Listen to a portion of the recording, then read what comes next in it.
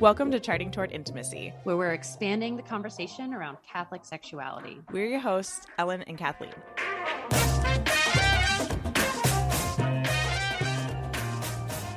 All right, here we are back with another Charting Toward Intimacy episode.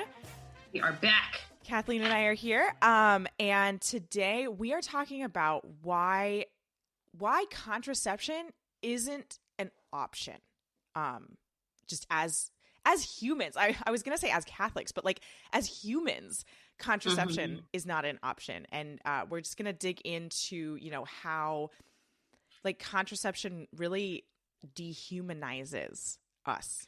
I think a lot of times we see conversation around, just in the social media world when people are talking about how difficult NFP is. And it's like, man, I wish I could just use a condom or take the pill, or people are trying to decide between the two.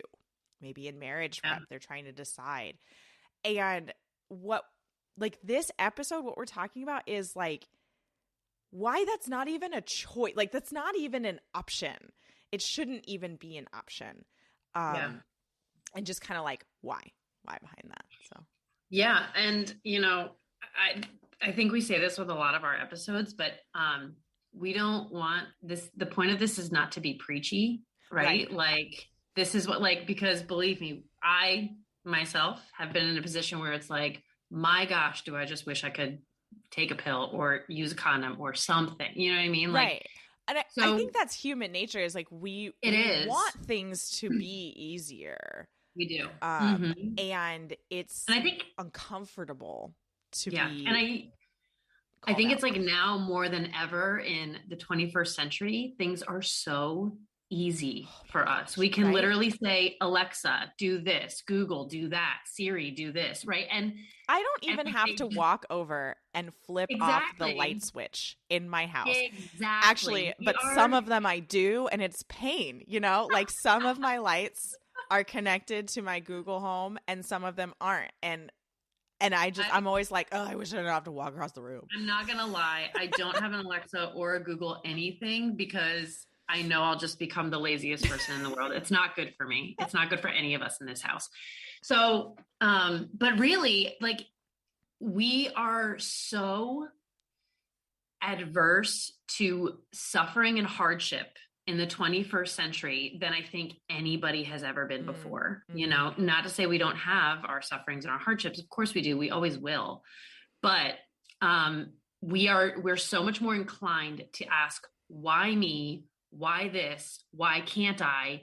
Than I think any other generation before us. You're really calling us out here, but I think you're speaking the truth. I'm calling myself out too, right? I am a millennial. I'm sorry. I am. I can't help it, but it's something I've really been personally reflecting on lately is how spoiled I am as a millennial, and how I'm so afraid of suffering in so many little ways when it's like, holy crap, my grandparents, my great grandparents, right? Like all the people that have come before me had it so much worse. So, so I think this is something that we are very much naturally wanting to say, why can't I just? Yeah. Right. And that we do, like, even us kind of have practicing for, 10 plus years, practicing NFP or fertility awareness. And kind of knowing all the answers already, are still inclined to ask that question. Right. So it's sort of proving. I think it's important to just mention here, it is not wrong to ask that question. Never. Yeah. Where you miss the mark, where the sin lies in this whole thing that we're talking about, is when you harbor anger toward God. And after when you ask this question, or when you if you do actually turn over to, in this case, contraception, right? Correct. That would, there's obviously the sin right there. Yeah, exactly. But it's like, it's always okay to ask God why things are going on. But it's not okay to then just leave it at that and be like angry. to dismiss, I would say, Yeah. like church authority, you know, which we believe has been given to us from the Holy Spirit. Yeah. So let's dive in, shall we? Let's do it. Why don't you pull your Humana Vitae quote that you have? Let's just chat about which one? 23 or 27? Oh, page 27. Let's do the first one. Let's do the first one. All right. So let's talk. I was paging through Humana Vitae last night, and I was just like, I need to read this multiple times a year. First of all, it's 40 pages. It's like short. Humana Vitae, and again, for any of you guys who are new to Humana Vitae is papal encyclical that was written by Pope Paul VI, and this was the definitive reconfirmation of where the church stood on contraception. A lot of people misunderstand that Humana Vitae was like the church saying, oh yeah, okay, now that contraception has come up, now we disagree with it. That's not what it was. It was a reconfirmation of what the church had always stood for. Because this came out in the 50s. Oh, the date is 60s. Thank you. 64, right? 60. Yep. And this was when the pill had come about. Condoms had been available for many years prior to that, as well as methods of contraception like pulling out. Those had always been dismissed by the church as, not in line with the natural law. The question of contraception in the form of the birth control pill came up, and there was a need for a reconfirmation. So anyway, yes, not to beat a dead horse, but that's what Humana Vitae is. For anyone that doesn't know what it is, so the section that I was really drawn to last night was in section 13 of Humana Vitae, which talks about faithfulness to God's design. So I'm going to read a couple little blurbs here, but man and woman must also recognize that an act of mutual love, which impairs the capacity to transmit life, which God the Creator, through specific laws, has built into it, frustrates his design, which constitutes the norm of marriage and contradicts the will of the author of life. So this is talking about having to remain faithful to God's design, and why contraception cannot be allowed because it does not remain faithful to God's design. Further on, it says, to experience the gift of married love while respecting the laws of conception, aka not contracepting, is to acknowledge that one is not the master of the sources of life, but rather the minister of the design established by the Creator.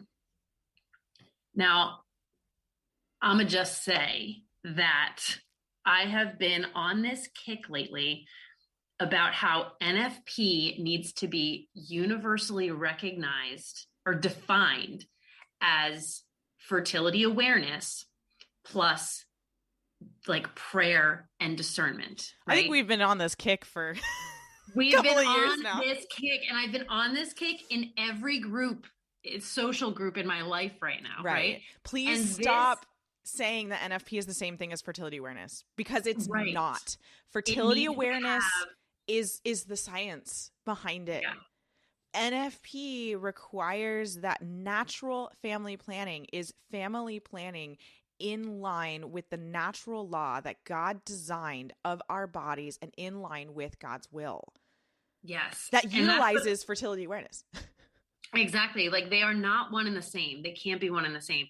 And, like Pope Paul VI here, just like he spits that truth that like we have to recognize if we are going to take on the vocation of marriage, like we stand at the altar and we promise to accept children lovingly from God, right? Like we have to recognize that we are not he says, master of the sources of life. Yeah. That's not our job, right? We are co-creators. But I think today it's the cultural norm and the expectation that we say when we want children, right? And it's not always the case. I mean, we can go a ton into responsible parenthood and when to not have children. And, all of that is totally licit, right? As long as we're doing it through licit means. But it comes down to really respecting that, like with contraception, we are trying to be the master of the source of life. Right. We're trying to say, no, not right now. It's not the time. Right. And rather than giving that to God, sometimes to just be like, you know what, like, I need to surrender this to you because I am not the master of life. You are. Right. And that's that's where the discernment piece of NFP really comes in. And why contraception is just, it tempts us to really be the master. We are like trying to essentially be our own God and to say, you know, what we want and when we want it. Which is a total millennial thing. Let's like be real. Right. I mean, this all harkens back to just like the ease of our society. Like, yes, we think also then that family life, creating a family, should be easy, and that we should get it when we want it. And that's not the case. That's not how it works. Part of that quote, the first one that you read, used the word frustrates in a really interesting way. So I went ahead and Googled the etymology of frustrate, which is actually from the Latin verb frustra, or frustrare is the verb, but frustra means in vain. Right? So when you frustrate something, you're like acting against its nature in vain. Yeah, for no real reason. And no purpose, and no like really end. And I just thought that was really interesting, right? So like when you're separating this unitive and procreative meaning of the conjugal act, you are frustrating the design. And you're acting in vain. Yeah. So one of the things I want to pull in from just theology of the body as a whole, and I think what a lot of people don't know is that theology of the body was actually a response to something that was written in Humana Vitae. There was a call for Pope Paul VI said, hey, we need an adequate anthropology of man.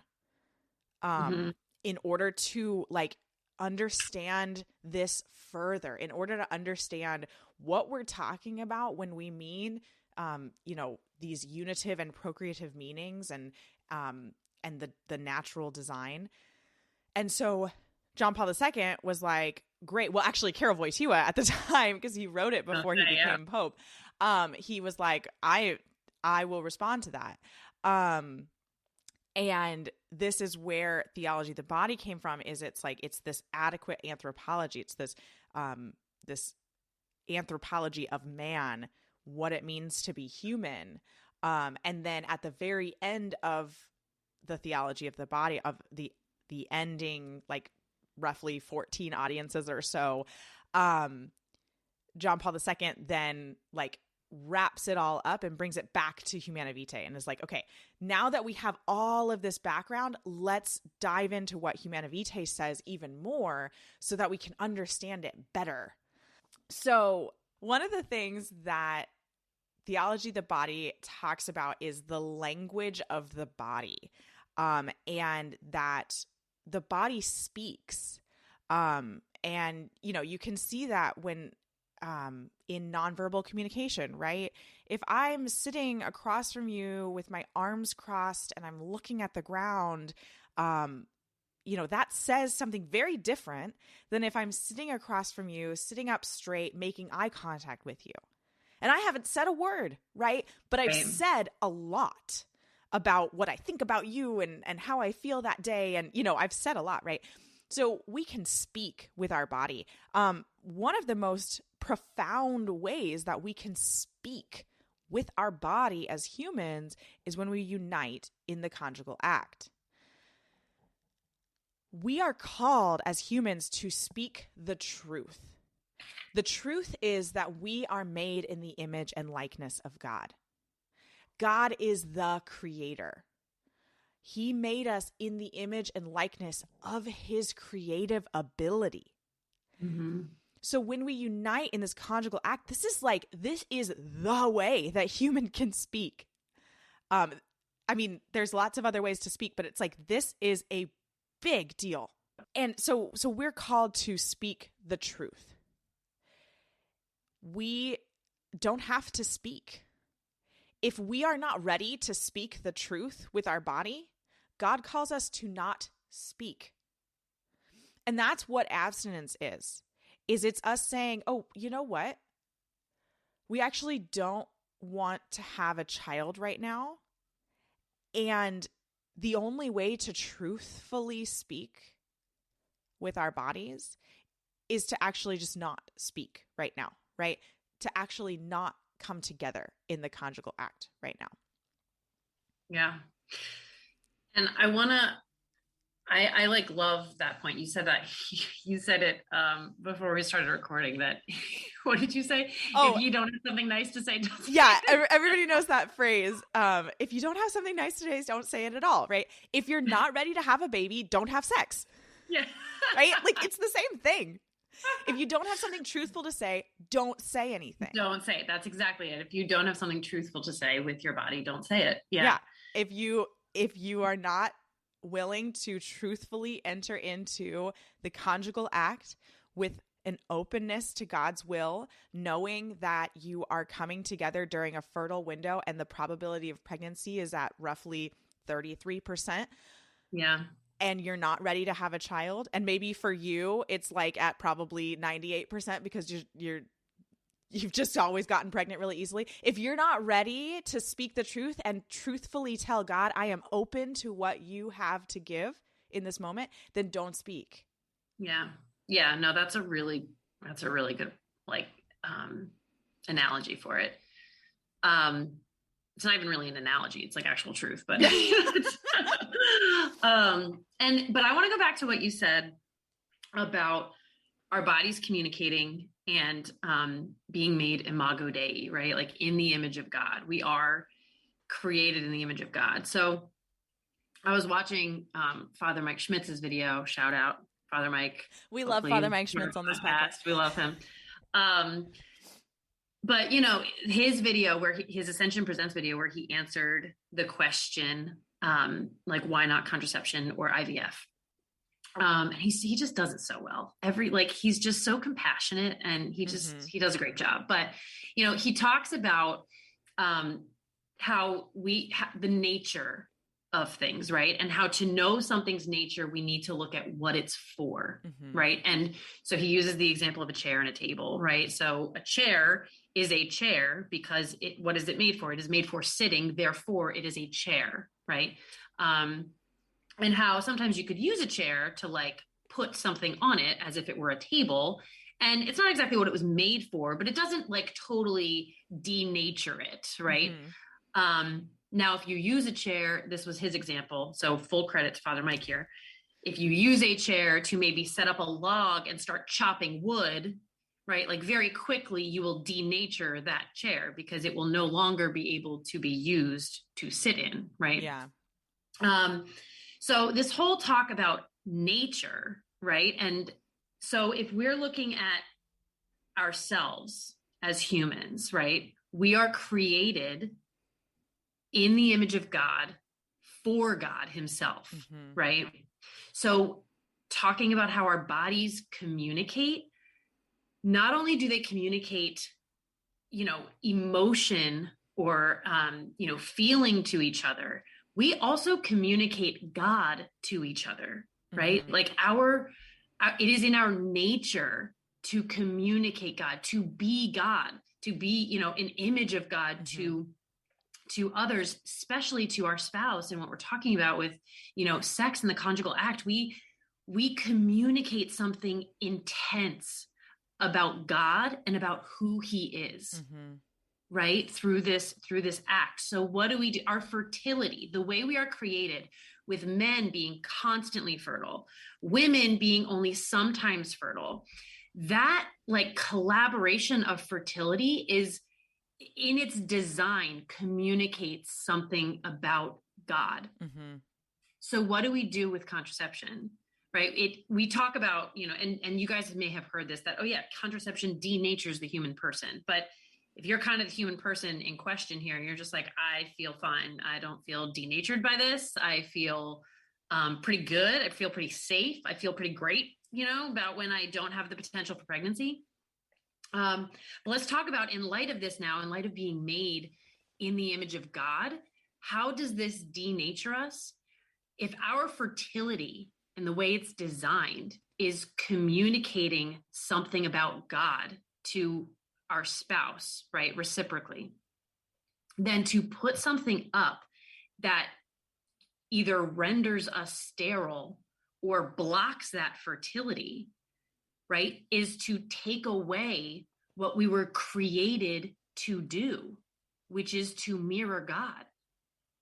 Right. So it does. If our nature, if to know our nature, we need to look at what it's for, what we're for, to block that thing that communicates God in our bodies is completely denaturing us. Right. It's like, what are we for if not to be God and to communicate God to others? In Ephesians 5, St. Paul talks about how man and woman coming together is a sign of the great mystery of Christ marrying his bride, the church, this relationship that God wants to have with us. So our marriage is a sign of that fertility, right? Mm-hmm. That fertile relationship, that there's this fertility of faith and hope and love, right? And these physical children are a sign of that fertility, of that faith, hope, and love. Love in particular, I think. And when we contracept the act, we are turning the sign that conjugal love is into a counter sign, into an anti-sign, an anti-sacrament, if you will, right? We are actually saying like the opposite of what we said in our wedding vows. Yeah. And therefore, like we're becoming the opposite of the sign we're supposed to be to the world, right, of Christ's love to his church. Yeah. There's a couple of quotes at the end of Theology of the Body that I think are a really great place to kind of end, just some things to think about and have in your mind. So when the conjugal act, this is from his 123rd address. When the conjugal act is deprived of its inner truth because it is deprived artificially of its procreative capacity, it also ceases to be an act of love. That's kind of what I was talking about with like our marriages are this sign, this image of this sacrament of, little s sacrament, of God's love to the church and the fertility that exists in that relationship. And that fertility has faith, hope, and love, right? And so when we are ripping apart the meanings of this conjugal act, we're no longer being a sign of that love. Yeah. And that's pretty harsh language. It is. Like that's, and it's okay if you're listening to this right now and like that just stabbed a knife in your stomach. It's okay. Mm-hmm. Like bring that to God. Bring that to Mary. Ask Mary to be your mother. Mm-hmm. Yeah. And then here's another quote. One can say that in the case of an artificial separation of these two meanings in the conjugal act, a real bodily union is brought about, but it does not correspond to the inner truth and dignity of personal communion. Right? So we still come together. There's still a union, but it's not speaking to the true dignity of our humanity and the true purpose of our humanity, which is Yeah. openness to the creator and Mhm. openness to creation and openness to his will. Yeah. I love that. I feel like maybe we could put up a Q box after this episode on Instagram. Yeah. I think And we will, because I think that this yeah. topic brings a lot of thoughts. And And I we'd don't love think to hear your thoughts, you know? I would love to hear the thoughts. And I think that in a half hour, there's so much more that could be said Oh, and yeah. answered. And it probably just brought up more questions for anybody listening than answers. So, maybe some gripes, and that's cool. We love that. Like, let's wrestle with these things, to come to know truth. We're not called to be ignorant to the truth. We're called to understand it. Right. So let's maybe do that. Yeah. Let's Yeah. do So that. definitely go find us on Instagram. Links are in the show notes for those kind of things. Because let's continue this conversation. It's a tough one. It's one that's not had very much. So let's have it. Let's have this conversation. And we want to hear from you guys. If if you're like, I'm not getting it, I disagree, all of those things. Or if you're like, wow, this totally opened my eyes, we want to hear it all. So come find us. Thanks so much for listening. If you are not already following us on Instagram, be sure to check us out at Charting Toward Intimacy. And if you listen to podcasts on a platform that gives you the option to rate or review, we'd love for you to do that, because it helps us spread the word about the podcast. If you ever have questions, comments, or episode topic ideas, please reach out to us. We love to hear from you. You can reach out on Instagram or send us an email. Our email is in the show notes. Until next time.